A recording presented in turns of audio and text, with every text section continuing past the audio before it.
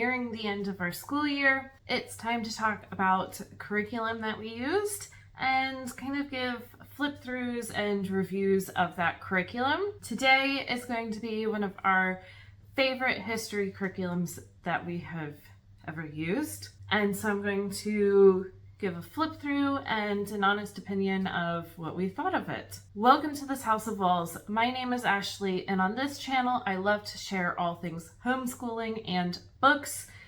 Today is homeschooling. It's a little bit of a different angle here in the homeschool room.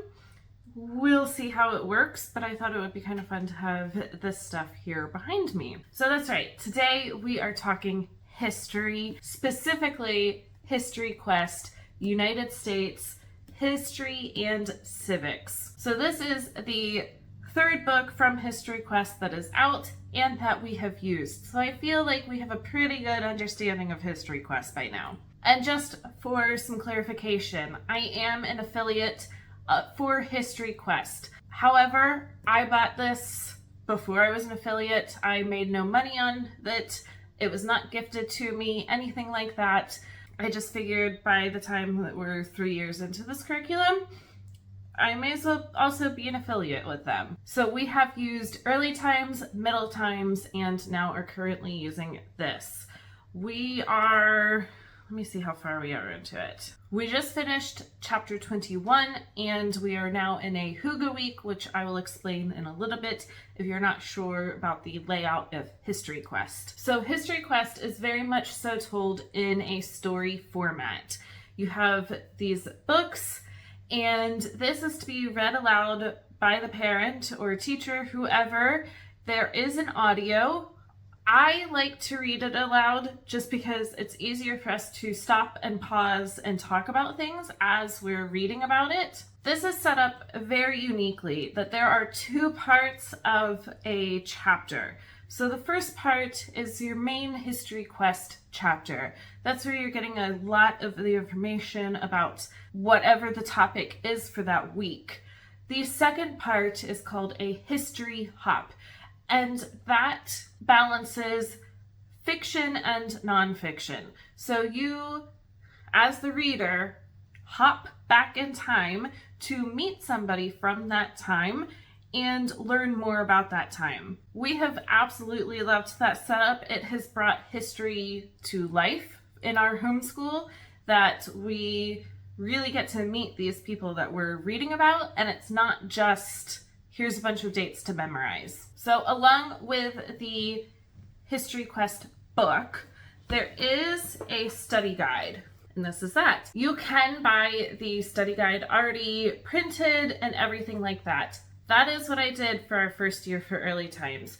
But I quickly found that I was tearing it all apart and putting it into a binder. There are pages in here that are student pages that you need to be able to make copies of easily, and to try to flatten it and get it on my printer so that it came out clearly just wasn't working. And the majority of the study guide is for the parent. This will give you detailed lesson plans and kind of extra things that you can do for each chapter. The things in here for students are maps, the history hop pages, extra little printables that might go with some of the extra activities. So the past 2 years I have printed and bound it myself, and that has worked beautifully. This one is extra chunky because as I was printing it this year, my printer was not wanting to do front and back, and so I just made it nice and chunky. So this really is only my pages.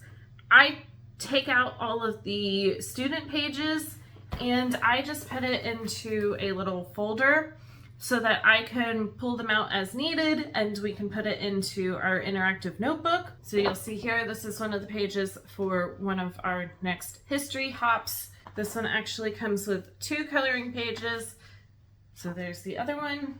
And then this is the History Hop travel log, which I will show a more detailed view of in a second. I have them all loose here in this folder because we use an interactive notebook. So this is just a regular spiral notebook. We just use it as an interactive notebook. So as we are doing these papers, we can put them into here. But then it also gives us blank notebooking pages that if we want to jot down some extra information, we have that opportunity to be able to do that. Or if there's anything else that we want to add into this curriculum that might have extra worksheets, we can do that, and we have done that. So before I turn the camera around, I just want to give kind of an overall review of this curriculum. Have we liked it? Yes, we have. I think it holds up to the standards that History Quest has provided in their earlier levels. I do see why they say that this is recommended from grades 3 through 6, just being a little bit older, and I really do stand behind that. I think that younger grades, there are some really difficult subjects in US history that is discussed here that I don't think younger grades would fully be able to understand, or it might be even a little traumatic. But then I think that older grades, once you get into like middle school, high school years, I don't think that the information in here would be meaty enough. I really think those like grades 3 to 6 in those age ranges, you're really hitting on some of those topics. They are getting an introduction to some of them. Some of them I do feel like could be delved a little bit deeper. Honestly, it probably could have done with history being 2 years long so that you can really dive into it. Things like World War II was done in one chapter, and there's so many nuances that go into World War II or kind of talked about but couldn't really be dug into that I think 3rd to 6th graders could handle. Overall, we have loved it. I really think that Pandia Press needs to send this to every politician, and they need a nice little history and civics lesson for our country. And I'm really glad to be using it with my 3rd grader, and we can really sit and talk these difficult topics over in a way that is fitting for him, but he's also learning so many wonderful things. On that note, I'm going to turn the camera around. Like I was sharing before, these are the 2 main components of History Quest. So you have the book and the study guide. So the book, I will just give a little bit of a glimpse to the inside of it. So here's the table of contents. There is an introduction, and so we incorporate that into the first week and then go into the next chapters, and you do a chapter a week. And then there's also a conclusion. There's a preface. Here's the introduction. I am going to skip over this part because I want to show the actual setup of one of the chapters. So here is chapter 1. So you can see here is the main chapter. This does have a map here in the beginning, and that's actually an assignment that you do with your students. So here is chapter 1.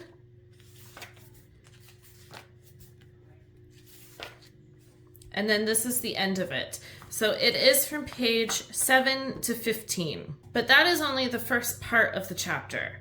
So another day you'll pick this back up, and here is your history hop. And so you can see there's the information about where you're going to be hopping to, when, and time, and then you start reading. And so this one goes from page 16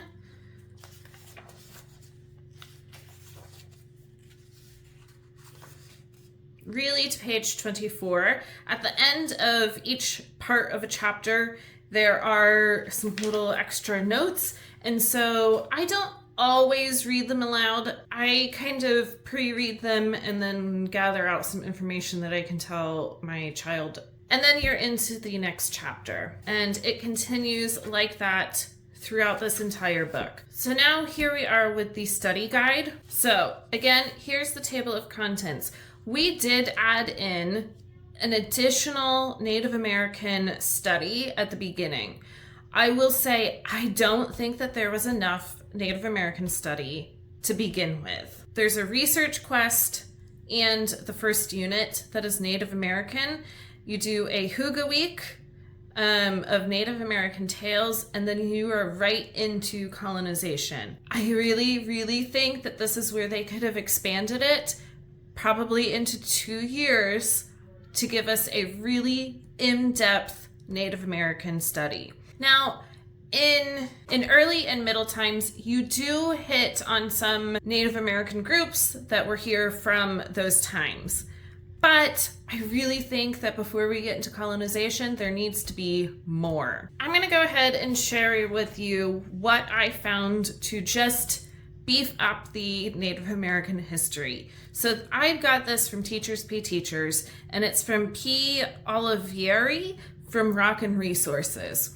And this was fantastic. Now we picked, I think there were a bunch of different versions that you could do less regions or you could do more. We decided to do the one with 7 regions. So then we have this main map, and then we really focused on that region specifically. So this was the Northwest Coast.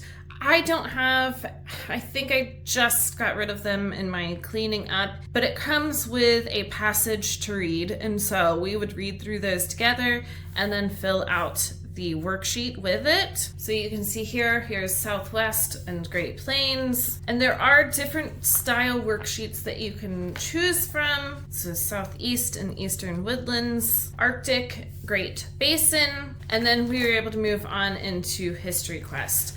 So I think that using that gave my children, at this point, I had both of them using this. And I think that it gave them better view of tribes that were here before colonization and the differences and similarities between every single one of them. Obviously, it could go even so much more deeper than that, but I think for my kids, and especially with having a 3rd grader, that worked. So when we did this, we did the introduction, and I'll show you kind of what goes into the introduction, but then we combined the Native American regions and the research quest. And that is a quest for you to do on your own with your students of what Native American tribes were in the area that you are currently living, and to just kind of learn more about them. And so I thought that was fantastic. And then I took this Hygge Week of Native American Tales and I put it up here as well to just tie it all together. And then we got straight into Unit 1 and have continued ever since. So I will say right now we are Hygge exploring civics. So we don't have that much more, and then we will hit our conclusion. There are some appendices in the back. And of course, these pages in the front of curriculum are always so important of how to use this. So it just really dives into it. It explains how to use the History Hop travel log, and then Hygge. So Hygge weeks are basically curl up with a good book and read.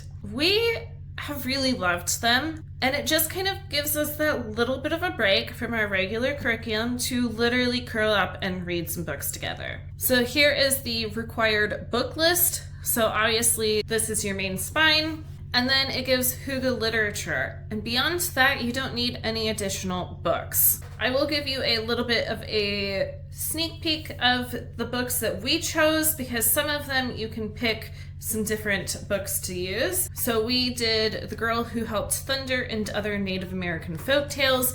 So this was actually really good because it actually lists all the different regions.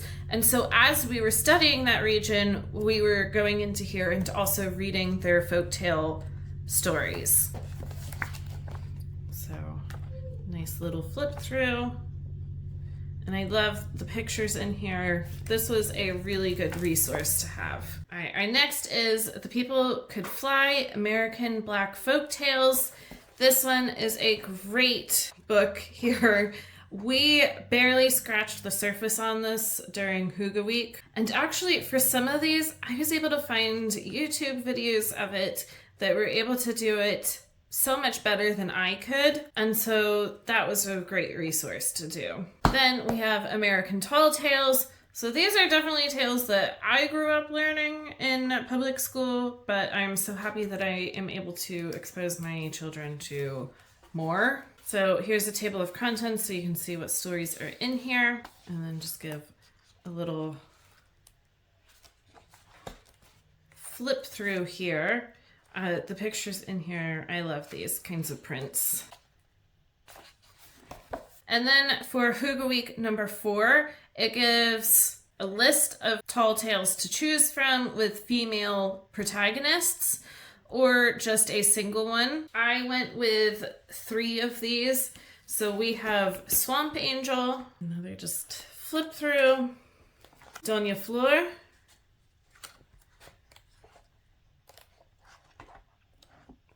we really enjoyed reading these, and my 3rd grader, who is very, scientific, he just kind of had to put that behind because that is not what tall tales are about. Thunder Rose.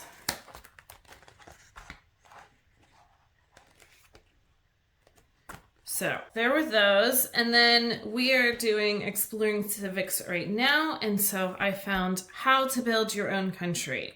We're really enjoying this so far. I think that you could absolutely take this and do an entire unit study on it. We're just reading through it, but it does have 3 different steps of how to create your own country and naming your country, finding a population, setting up government, keeping the peace. And so it really kind of goes through how to do that. So I think it's a lot of fun. And this is where you could absolutely make this a unit study and create a passport for your country, or make your own flag for your country. There's even a fill-in-the-blanks national anthem, how to write a constitution, serving your citizens, taking a holiday, being neighborly. So this has been really fun so far. And then we get right into the study guide portion. So this is the introduction. I'm not going to flip through this one as much, but this is where you read the introduction from here. You can set up the cover page for a notebook and set up your binder, anything like that. There is a map that goes with it. So just to share quickly, so this is the beginning of my son's History Quest notebook, and this is what he did for his notebook cover, and then we just glued it to the front. He's not a big colorer, and so even for like the History Hop coloring pages, he just doesn't do it, and that's fine. I just want him to really kind of study the picture and glue it in. All right, so here we are into Unit 1 with the Haudenosaunee Confederacy. So it gives a little picture. It tells the quest for this week, any additional resources and supplies, and enrichment reading. Each unit does have a schedule. They have it as a 5-day schedule. I will say we have edited it to be a 3-day schedule. So on day 1, which is usually on Monday, we read the first part of the chapter. If there's any map work, we go ahead and do that. On the second day, which is usually Wednesday, we do the History Hop, the travel log. Honestly, Google Earth has kind of fallen off. And Wednesdays here, they have or day 3, they have as a create day. We have not done a whole lot of these. We are just not a crafty family, and that is okay. So most times we are not doing this. And then on our 3rd day of the week that we are doing this, here we bring in the review and terms of concepts. So we go over these terms of concepts here. There are more review options, so you can find them here to just kind of do some more review. There is copywork and dictation. And so I typed these out, and this first piece of copywork we do as actual copywork. And then the second part, we use kind of more fill in the blank. On the 3rd day that we are doing this, we also pick some of the enrichment reading. And so here you can see is the list of enrichment reading. I really like that there is kind of an explanation to go with both to kind of help. We haven't bought any of these additional books. Most of the time I can find them on YouTube as somebody else is reading them. And so that honestly gives me a little break. And my son thinks that he's sitting there and watching YouTube, but he's having a book read to him. So it's a win. So that is how we take this unit schedule and just make it into 3 days. So I'm just going to give you a little flip through. So here's this page, and then it really does break it down. If there's any kind of map work, it will tell you what needs to be done for the map. Extra exploring and the history hop, the create day, demonstrate. So it's kind of where we tie in all of our reviews. And then day 5, enrich. And then here is into a Hygge week. And so it tells the book and just a little bit about it. And then that's it. There's no additional worksheets or anything for Hygge week. You literally just curl up and read a book. And then you are into the next unit. So here is that same unit 1, but in our interactive notebook. So we have the map that we did, and then our history hop. And so it tells us where we traveled to on a map, the timeline, who we met. We also include, now I usually kind of just write this on the bottom of here, but we talk about what we learned from there. I had my son write down what the 3 sisters are. And then this is the coloring page that goes with the history hop. This is probably the most colored a page is in his notebook. Like I said, he just doesn't really like to do coloring pages, and that is totally fine. We also put in, this is the copy work and dictation. Apparently at the beginning of the year, this was a little too much for him to write, and so that's okay. He left that blank and then just filled in the blanks down below, and then we go into unit 2. One additional resource that I want to talk about is we use the history timeline notebook from School Nest. We have used this all 3 years, and it has been a wonderful addition. And so we pull this out on the review day and go ahead and fill in all kinds of dates. And so this is definitely a lot of fun to do. And then I think the only thing I have to say about this notebook is we are going to be changing it for next year. It does have perforated lines. So once these get really full, they do start to want to tear. So there is a flip through. I'm going to flip the camera around one more time. But like I said, overall, we have absolutely loved this curriculum. And the way that we set it up this year was perfect. So that is it for History Quest United States. I am so sad that this is our final year with it. They will eventually have kind of more modern times level out. I don't know when that will be. They don't know when that will be. So we are going to move on to a different program for next year. And you'll see all about that in my curriculum videos coming up here, probably I think the 2nd week in April, so really soon. History Quest has definitely given us a wonderful array of history of different people. Definitely different people that I was not even remotely introduced to in my schooling.